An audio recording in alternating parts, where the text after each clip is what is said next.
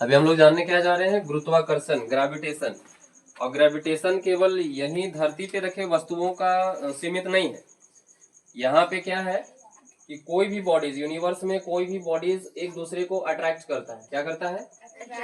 अब कोई भी बॉडीज का मतलब क्या, बड़ा से बड़ा प्लैनेट एक दूसरे को अट्रैक्ट करता है ना। सूर्य जो है सभी ग्रह को अट्रैक्ट करता है अपनी ओर। अब सूर्य से जितने भी ग्रह उसके ऑर्बिटल में रिमूव करते हैं, सॉरी रिवॉल्यूट करते रहते हैं, तो वो क्यों नहीं भाग जाते हैं, क्यों नहीं छोड़ के निकल जाते हैं?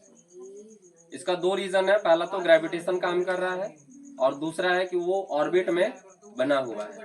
ठीक है, ऑर्बिट में बना हुआ का मतलब क्या है? अच्छा, ये भी आप बात समझ लीजिए कि ग्रेविटी एक्चुअल में है क्या, किसी को पता है? जैसे ग्रेविटी का खोज नहीं भी हुआ था तब भी वस्तु को ऊपर फेंक रहे थे तो ऊपर ही जा रहा था क्या? नीचे ही आ रहा था। ये तो न्यूटन साहब ही जो खोज किए कि क्या है ये, एक फोर्स होता है जो कोई भी वस्तु को नीचे खींचता है। जैसे अभी भी आप ऊपर फेंक के देखें तो वो क्या होगा? नीचे ही आएगा, वो ऊपर कभी नहीं जाएगा। ये ऐसा क्यों है, आखिर ये बनाया क्यों गया है? और एक जगह ऐसा है जहाँ पे ग्रेविटी काम नहीं करता, वो जगह का नाम?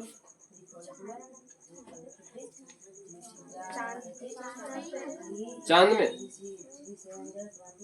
वहां पे 1/6 काम करेगा लेकिन ग्रेविटी वहां काम करेगा। लेकिन एक ऐसा जगह जहाँ पे काम नहीं करेगा,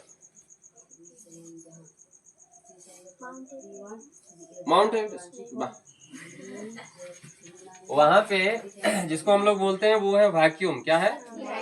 निर्वात। जहाँ पे वायुमंडल नहीं है, जहाँ पे, जिसका नाम है अंतरिक्ष, स्पेस। क्या नाम है? अंतरिक्ष बोलते हैं। वहां पे अगर कोई मिसाइल लेके जा रहा है या कोई क्या बोलते हैं, अंतरिक्ष यान लेके जा रहा है, तो वो एकदम हल्का लगेगा, बोतल जैसा बड़ा बड़ा जो मशीन वगैरह रहेगा ऐसे उठा लेगा वो। क्यों? क्योंकि वहां पे ग्रेविटी है ही नहीं। भारी हमको वही लगता है जो ग्रेविटी नीचे खींच रहा है। अब जो ग्रेविटी है ही नहीं, वहां पे काम ही नहीं कर रहा है, तो वो काम करेगा वहां पे, आराम से उठा सकते हैं ना।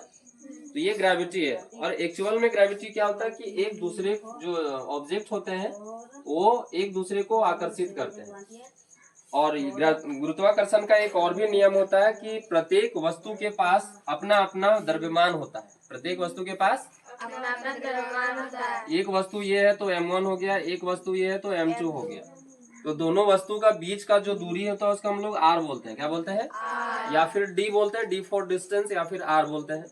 अब इसमें से दोनों बॉडीज आपस में आकर्षित वाला काम करते हैं, यानी आकर्षण का सिद्धांत यहाँ पे काम करता है।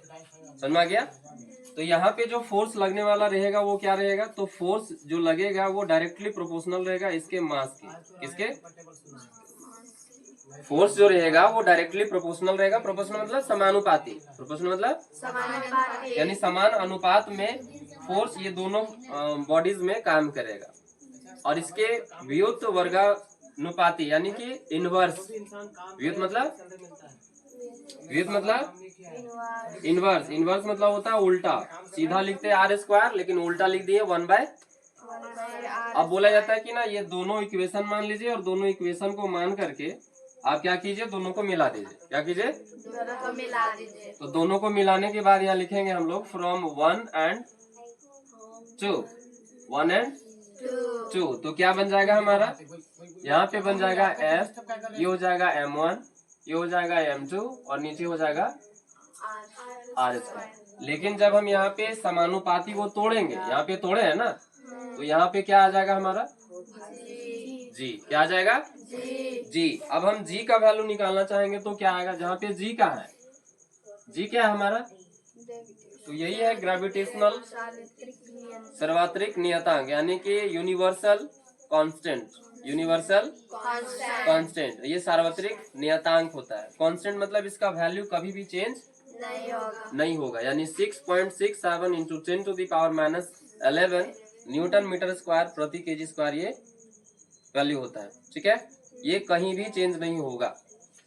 अब यहाँ देख लो, इसको हम लोग बोलते हैं यूनिवर्सल, यही जो हिंदी लिखा हुआ है यूनिवर्सल कांस्टेंट। समझ में आ गया? अब हम जी का वैल्यू निकालना चाहेंगे तो जी बराबर क्या आ जाएगा? तिरछा गुना होता है ना, तो ये हो जाएगा f(r²) और नीचे आ जाएगा m1 और m2। ये हो गया हमारा जी का वैल्यू। बस में आ गया। और ये प्रूफ करने आता है तो इस तरीका से आपको प्रूफ करना रहेगा और ये जी का वैल्यू निकालना रहेगा, इससे कुछ न्यूमेरिकल्स वगैरह बनेगा। ये था हमारा छोटा सा एक ग्रेविटेशन के लिए, ठीक है।